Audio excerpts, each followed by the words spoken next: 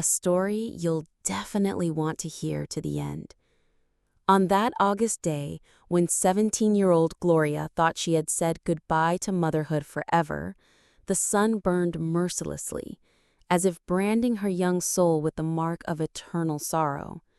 The doctor, in a stained coat, hiding his sympathy behind thick glasses, dryly remarked without looking into her tear-filled eyes, "The baby was weak, didn't make it." And the world, so vast and promising, shrank to the size of a hospital room that smelled of bleach and hopelessness. Her mother, Antonia, a woman with the profile of a Roman procurator and steel in her voice, embraced her with bony, ungentle hands. "We'll get through this," she strained, looking somewhere over her daughter's head. "The main thing, my dear, is we've avoided the shame. There will be other children, legitimate ones." Gloria, stunned by grief, didn't understand the monstrous implication of those words then. What shame? How could the miracle of birth be shameful? But she had no strength to argue, and she just let her head fall limply onto her mother's harsh shoulder, swallowing salty tears of hurt and helplessness. 20 years passed. 20 years of a life as viscous as autumn slush. Gloria became an accountant and married Arthur, a man as quiet and predictable as debits and credits. Arthur was a good man. He didn't drink, brought home his paycheck, and on holidays gave her carnations, for some reason considering them the height of romance. They had no children. After several futile attempts, the doctors threw up their hands, and Gloria, to her husband's surprise, took it almost with relief. She knew her heart would forever belong to that nameless baby girl who never even cried. Every night, as soon as Arthur began his heroic snoring, the same dream would come to her. Tiny hands reaching for her out of a fog, and a quiet, almost kitten-like cry that made her want to howl. She would wake up in a cold sweat, stare at the dark ceiling for a long time, and Arthur, without opening his eyes, would habitually mumble, "Nightmares again, Gloria? Have some mint tea or something." And he would roll over. In those moments, Gloria wanted to either laugh a bitter, insane laugh or throw the alarm clock at him. Pity for herself and for this ridiculous, uncomprehending man mixed in her soul with a quiet, righteous anger at the whole world. Life would have continued its course if not for a spring cleaning spree on a rainy Sunday. Rummaging through junk in the attic, among old Christmas ornaments and bundles of old Good Housekeeping magazines tied with twine, Gloria stumbled upon a time-yellowed envelope. The address was written in her mother's familiar, ornate handwriting. The letter was addressed to Aunt Polly from Sarasota, her mother's cousin who had died about 10 years ago. Something compelled Gloria to open it. "Hello, dear Cousin Polly," her mother wrote. "Things are going okay here. My Gloria, the little fool, got herself knocked up. I thought it would be a complete disgrace. But the world isn't without kind people.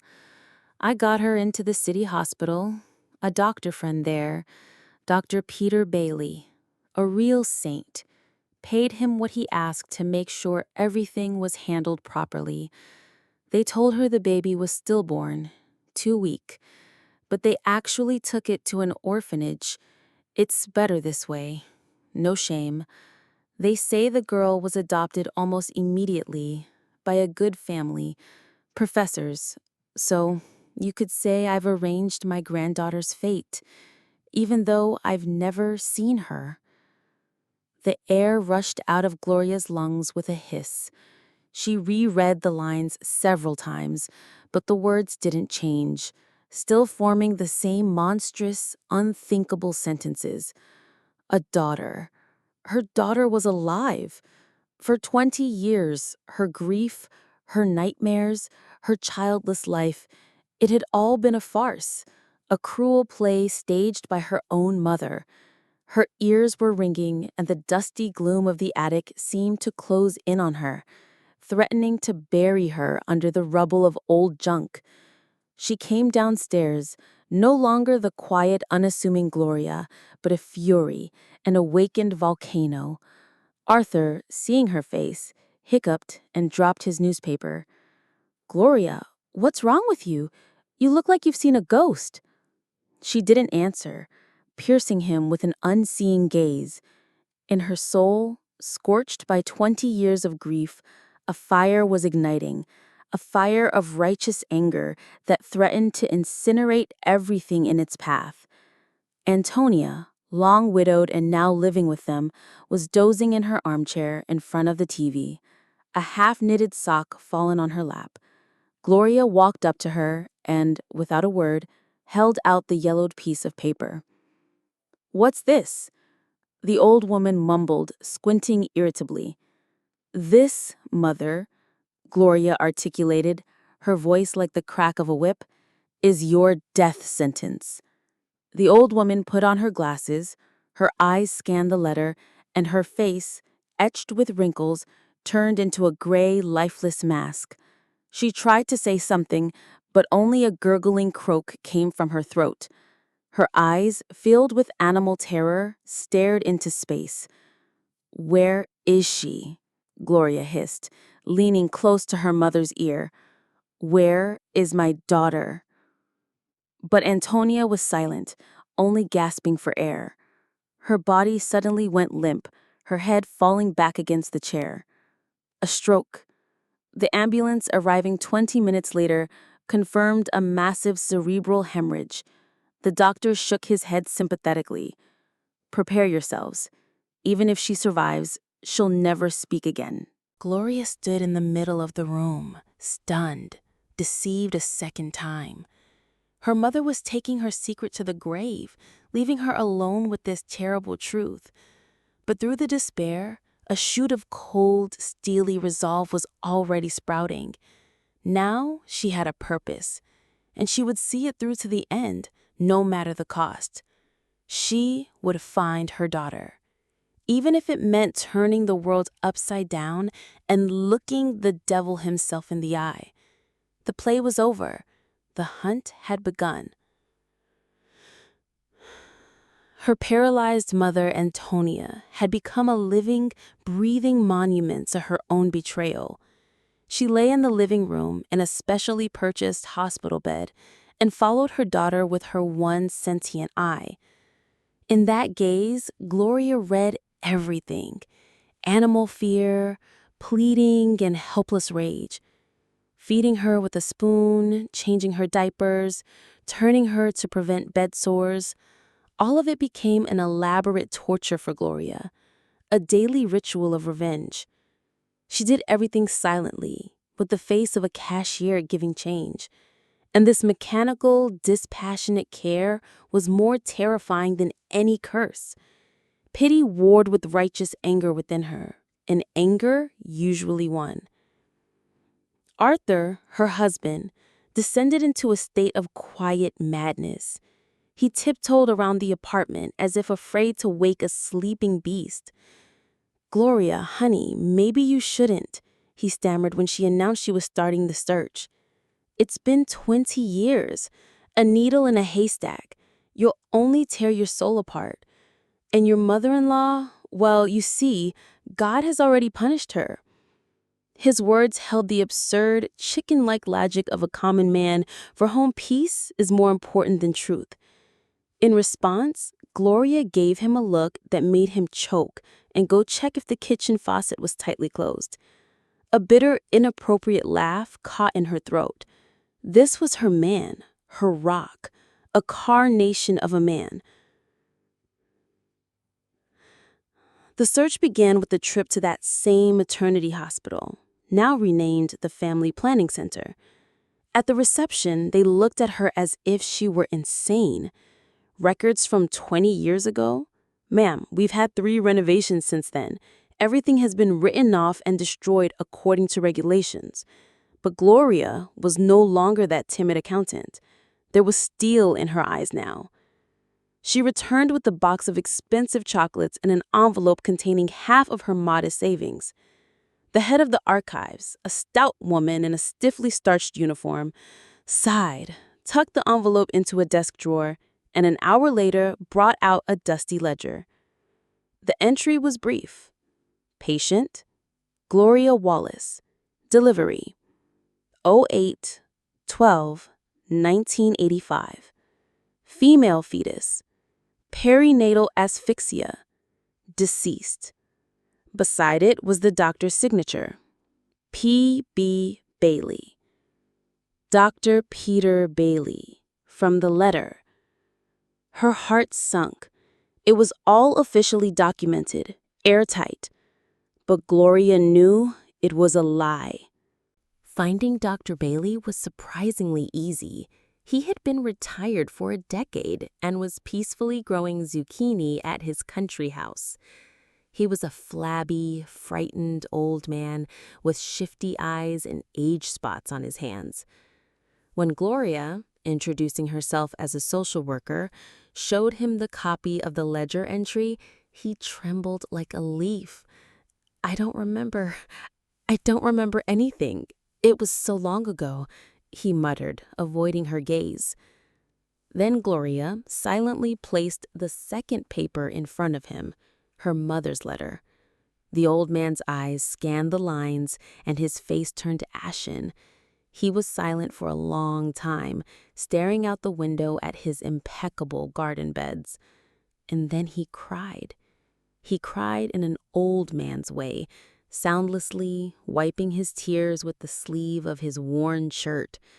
It was a pathetic and repulsive sight. Gloria felt no anger, not even malice, only a disgusted pity. "She gave me money," he finally squeezed out, sobbing. "A lot of money for those times. Said it was a disgrace, a schoolgirl daughter, and my son was starting college. I needed money too. She arranged everything. The girl was registered as an abandoned child. She was picked up the next day. Your Antonia, a woman of iron.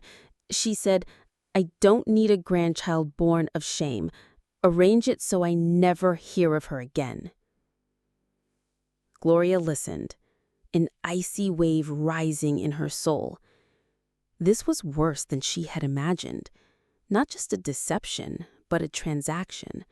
Her child had been sold off like a purebred puppy. "Who took her?" she asked. Her voice calm, but this calmness seemed to frighten the old man even more. "The name. I need the name." Bailey started shaking again. He stood up, walked unsteadily to an old sideboard, took out a decanter of brandy, and poured himself a full glass. He drank it in one gulp. He looked at Gloria with cloudy, drunken eyes. "The Whitmores," he exhaled. "A family of professors, Andrew and Anne. They couldn't have children. They said he was some big shot at the university. I don't know anything else. I swear." Gloria stood up. The purpose of her visit had been achieved. She left the country house, leaving the old man alone with his brandy and his conscience. The sun was shining outside, birds were singing, but she noticed none of it. A single word, a name, the key to her whole life, was pounding in her head. The Whitmores. Now she knew who to look for. The hunt was entering its final, decisive phase. Finding Professor Andrew Whitmore in their city was remarkably easy. He was a luminary of local literature, head of a university department, author of several monographs. She and Arthur found the address in the phone book.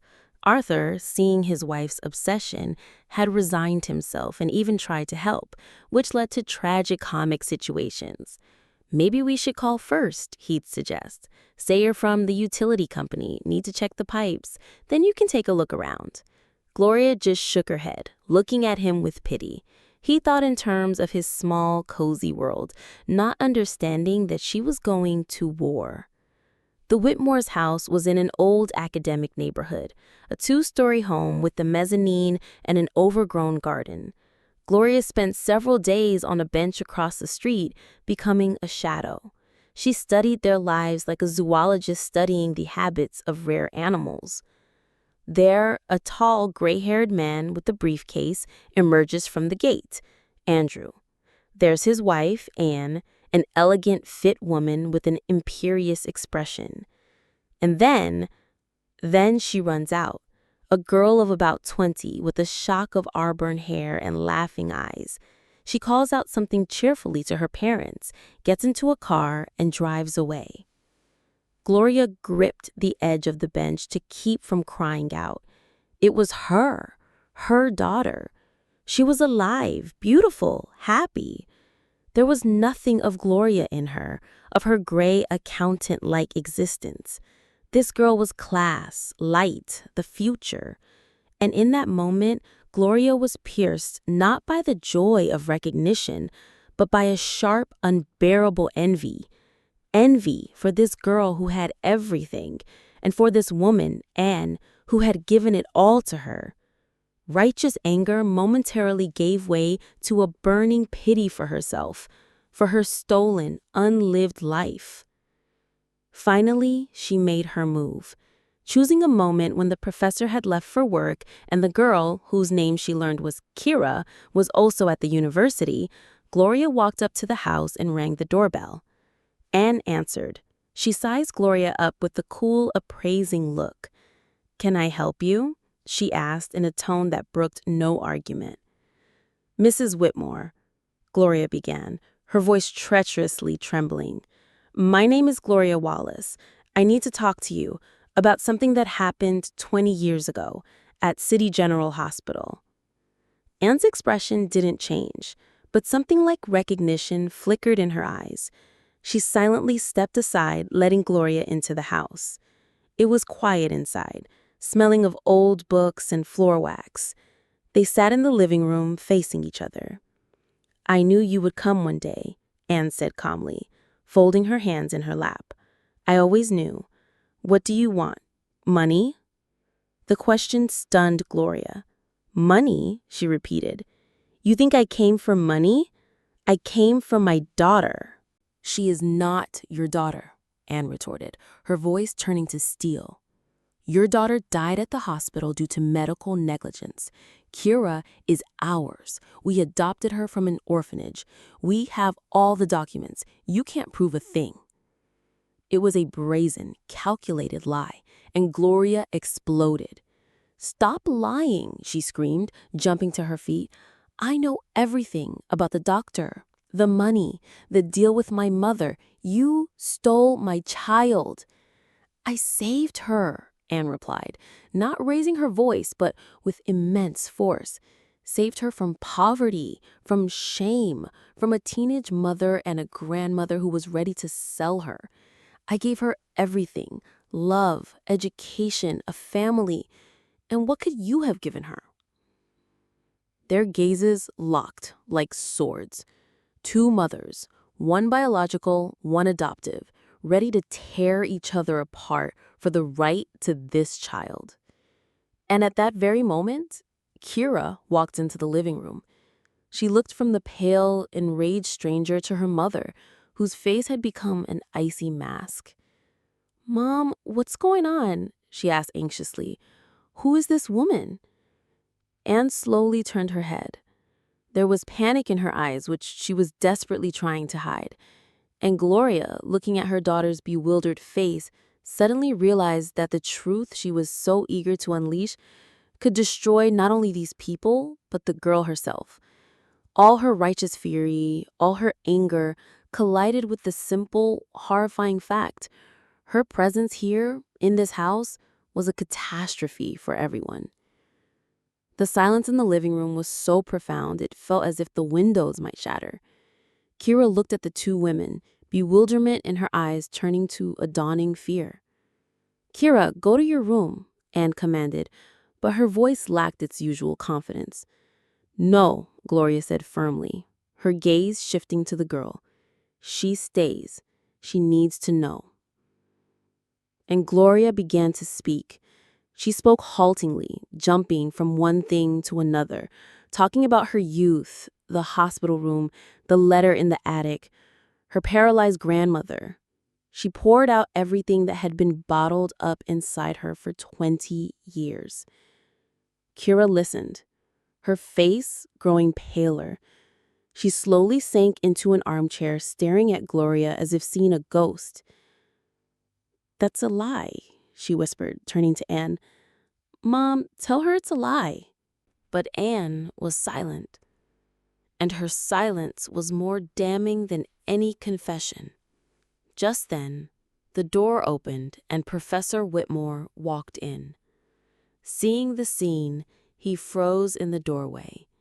His eyes fell on Gloria, and a flicker of something more than surprise crossed his face. It was the horror of recognition. "Gloria?" he whispered, and the name, spoken by him, was the final piece of the monstrous puzzle.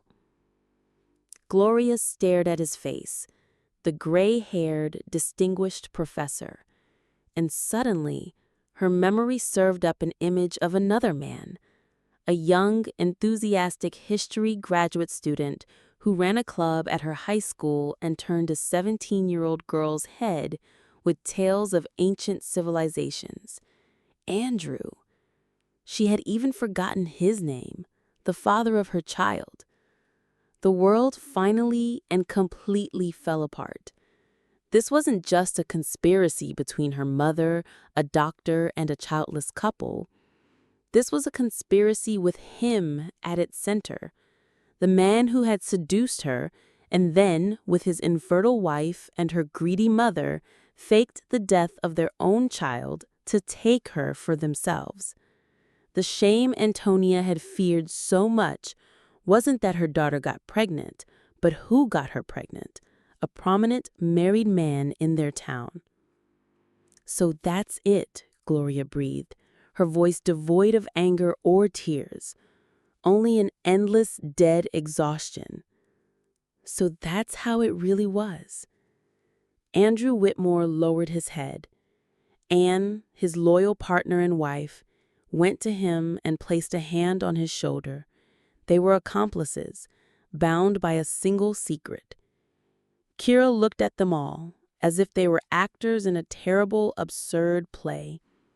At her father, who was her biological father, at her mother, who was a kidnapper, and at this strange, tormented woman who was her real mother. It was too much for one day, for one lifetime.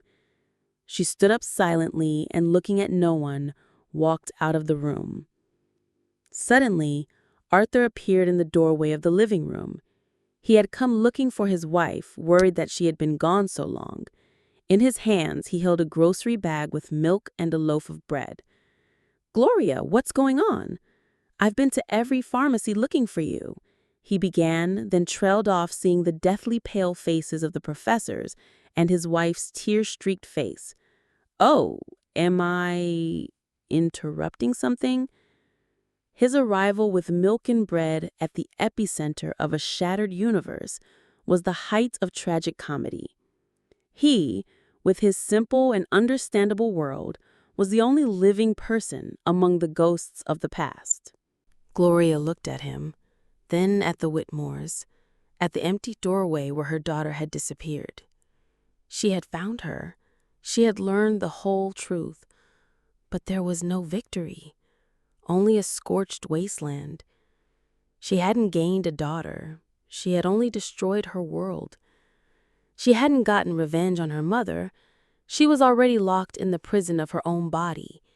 She had only learned that the most terrible monsters aren't imaginary creatures, but ordinary people who hide their lies and selfishness behind respectable facades and academic titles.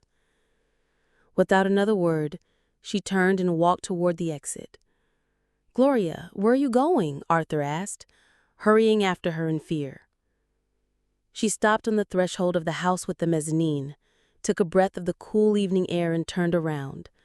For the first time in many years, she looked at her husband not with pity or irritation, but with a new, bitter understanding. "Home, Arthur," she said quietly. "Let's go home." She didn't know what would happen next, if Kira would ever call, if she could ever forgive all these people. But as she left that house, she was leaving behind not only 20 years of lies, but her entire former life. She was walking into the unknown, but for the first time, she was walking free. Free from illusions, from the grief for a dead daughter, and from the hope of a happy reunion. She had nothing left but the terrible truth. And strangely enough, that was enough to start over. If you enjoyed this story, subscribe to the channel and you'll hear even more captivating tales.